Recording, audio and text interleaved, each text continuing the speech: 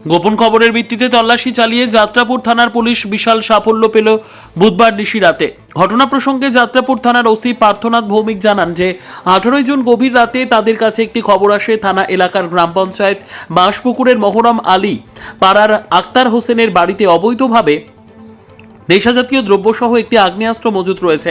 এই খবর পাওয়ার কিছুক্ষণ পরেই যাত্রাপুর থানার ওসির নেতৃত্বে সাব ইন্সপেক্টর বিজয় চক্রবর্তী, রুমি আক্তার এবং টিএসআর জওয়ান ও থানার বেশ কয়েকজন কনস্টেবলকে নিয়ে তড়িঘড়ি ছুটে যান নির্দিষ্ট স্থানে।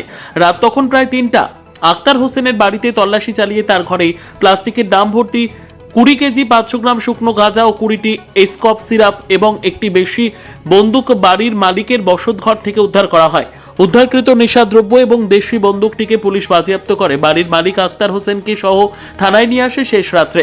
আক্তার হোসেনের বয়স 24 বছর। পুলিশের এই জাতীয় ঘটনাকে কেন্দ্র করে জনগণের যথেষ্ট চাঞ্চল্য বিরাজ করছে।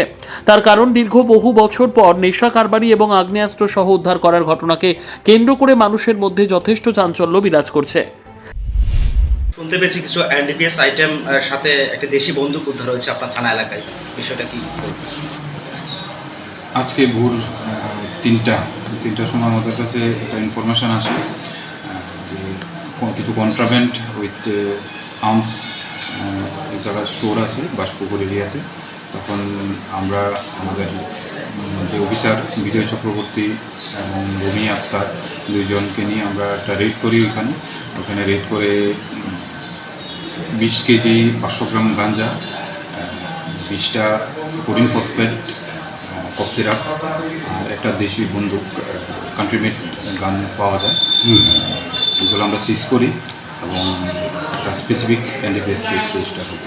গ্রেপ্তার করা কাউকে সম্ভব? একজন লোক ওই কানেকশনে একজন লোককে আমরা ডিটেন করি, এর বিরুদ্ধে কেস রেজিস্টার হবে এবং কোর্টে পাঠানো হবে। আচ্ছা, তাকে আজকে কোর্টে পাঠাবে? ঠিক আছে। নিজস্ব প্রতিনিধির রিপোর্ট, দুরন্ত টিভি।